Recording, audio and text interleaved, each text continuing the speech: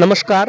સાબરકાંઠા જિલ્લાના ગણિત વિજ્ઞાન પ્રદર્શનની અંદર આપણે હાલ છીએ ખેડબ્રહ્મા તાલુકાની ધરોઈ પ્રાથમિક શાળામાં, જે પ્રાકૃતિક ખેતી અંગે બહુ ખૂબ સરસ મજાનો પ્રોજેક્ટ લઈને આવ્યા છે. પ્રાકૃતિક ખેતીનું હાલના સમયમાં ખૂબ જ મહત્વ છે. લોકો પોતાના આરોગ્ય માટે થઈને પ્રાકૃતિક ખેતી અપનાવતા થયા છે. તો જે બાળ મનોવૈજ્ઞાનિકો બંને છે બેન, એમની પાસેથી આ પ્રોજેક્ટ અંગે આપણે વધુ વિગતો જાણીએ. નમસ્તે, મારું નામ તરાળ કિંજલબેન મીરાભાઈ. હું ધોરણ 8માં અભ્યાસ કરું છું. શાળાનું નામ શ્રી ધરોઈ પ્રાથમિક શાળા. કૃતિનું નામ પ્રાકૃતિક ખેતીમાં ટેકનોલોજીનો ઉપયોગ. નમસ્કાર, મારું નામ તરાળ રમીલાબેન લલિતભાઈ. કૃતિનું નામ પ્રાકૃતિક ખેતીમાં સોલર ટેકનોલોજીનો ઉપયોગ. વર્તમાન યુગમાં દેશ અને દુનિયાના વિવિધ ક્ષેત્રોમાં માનવ વિકાસનો હરીફાર ફરી રહ્યા છે.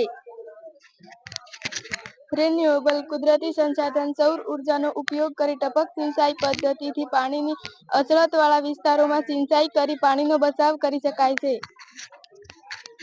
આ પદ્ધતિથી પર્યાવરણ કે જમીનને કોઈ નુકસાન થતું નથી, પરંતુ જળધારા ક્ષમતામાં, વાતાવરણીય પોષક તત્વો, સેન્દ્રિય પદાર્થોમાં વધારો થાય છે. રાસાયણિક ખાતરના સોલર પેનલથી module charging battery, water reservoir, ટાંકો, ટપક સિંચાઈ પદ્ધતિ.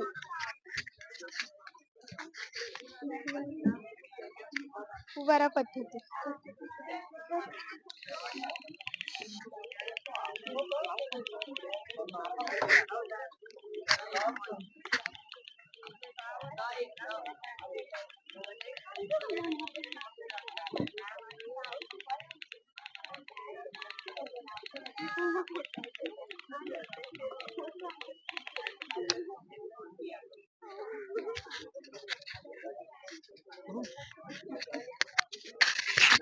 નમસ્કાર.